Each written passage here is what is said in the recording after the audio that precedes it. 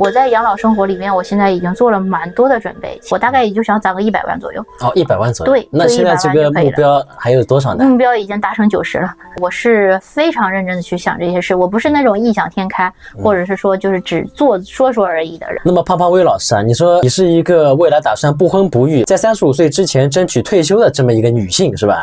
是的。我说一句很实在的话哈，就是我自身的条件我来讲，就是我喜欢的男生基本看不上我。你喜欢什么样的男生？我喜欢就是学霸，白白高高瘦瘦的这样的，人可能看不上我。哇，那这是顶级优质男啊，这个。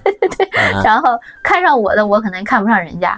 然后我之前的话的感情经历里边，就是怎么讲，就是我对前任都很好，我也只谈过前2段恋爱嘛，然后就对人家可能会掏心掏肺啊，可能老好人这样子。但是我觉得可能我付出真心和努力，但最后可能没有什么很好的结果啊。因为男生因为我真的不懂，有的时候我会发现我对他很好或者很懂事，但对方不想要这个东西，对方宁愿就是喜欢那种很作很漂亮的小公主，我不知道为啥啊，但是真的我发现是这个规律。所以我自己从我短暂的2段恋爱里面，我感觉到我可能不太适合谈恋爱，但是我依然是希望，如果说就是人生有缘分的话，谁都不想就是独自而行。对，然后我父亲的话就跟我母亲很早的就分开了，他就在外面有家庭了。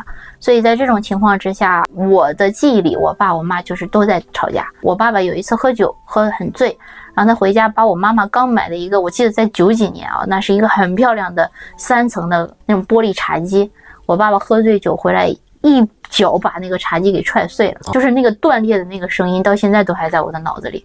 因为我当时就吓得就是缩到了一个墙角，然后我还记得我穿了一件粉色的小毛衣，我就趴到自己的那个小毛衣里面哭，我到现在我都能记住那个画面。所以对我来说，如果我的婚姻是那样子的，那我真的宁愿一生都不要结婚，留下阴影了这是。对，我现在就是觉得有缘分就往下走，但是前提是我自己一定要过得好。那没有缘分的话，我更多就是去准备我自己的这个养老生活去了。所以我在养老生活里面，我现在已经做了蛮多的准备。我是从20岁，因为我家庭的这种原因，我其实从很小我就没有安全感，我特别没有安全感。所以我是很小的时候我就开始去想给自己攒一笔钱。首先一件事情，我要买房子，我要有一个红本上写的是我的名字，这才对我来说才是真正的安全感。所以我第一件事情就是我在邮轮上挣的钱，我大概当时挣了大概30万左右，然后回来我就给自己在大连买了一个小房子。第二步，我当时我就给自己买了一个商业保险，这个商业保险就买完了以后交20年，反正我现在是一次性全部交完了。都你自己交的？对。然后第3件事情就是我跟我的亲友都保持一个比较好的一个关系，我就知道我以后一定能用到人家，因为我自己没后代嘛。你想好自己肯定没后代了。我大概率是没后代的，除非有人愿意跟我结婚。你自己喜欢小孩吗？虽然你是个老师。我不喜欢孩子然后因为我自己大概率是没后代，所以我跟我的表弟呀，然后我表妹呀，我表哥呀，都关系都很不错，因为我知道以后有用到人家的时候，所以这个是我在人情上的一个准备，这是我做的第3件事情。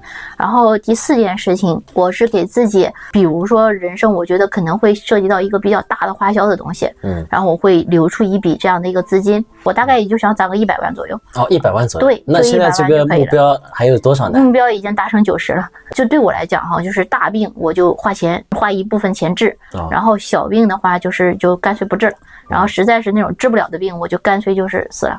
就这样子，我也不会说就是掏空家底或者怎么样，会掏空我妈家底去治我什么病。我对生死看得非常的淡。那么我所谓的这个退休是这样，就是我认为是自由职业，不能说完全退，只是我不会再去打卡上班了，因为我自己就一个人生活，我也不是一个很高欲望的这种人，所以我相对来说我就一个月挣个小点钱，1-2千块钱2-3千块钱，我就能活得很好。那在我来看的话，我在网上可能随便讲个课，应该也就能到这个收入了嘛。对，这就不是很大的一个问题。而且我是有一个蛮好的一个点，就是你没有父母的养老负担，因为我爸我妈经济能力都比我好太多了。那么我想问你一个问题啊，就比如说你等你老了，或者等哪天走了，或者说，那你这笔留下来的钱怎么处理呢？或者房产？如果我的母亲当时还在世的话，我会把这个钱交给我母亲去分配，因为我妈妈是一个比较睿智的一个女性。如果届时我父母已经不在了，那么大概率的话，我会把我所有的钱全部给我姐姐或外甥，只让她帮我办理一个后事，剩下的钱全部给她。哦，可以可以，就是这样。所以在我来看的话，我是非常认真的去想这些事，我不是那种异想天开，或者是说就是只说说而已的人。大多数人的也就是梦想，很少有人能够放下人生的各种东西，他会去敢这么做。是的，是的。因为很多人他都需要有结婚的需求、养孩子的需求、老人的需求、社会评价的需求。大部分人为了这4座大山，他一辈子都起不来的。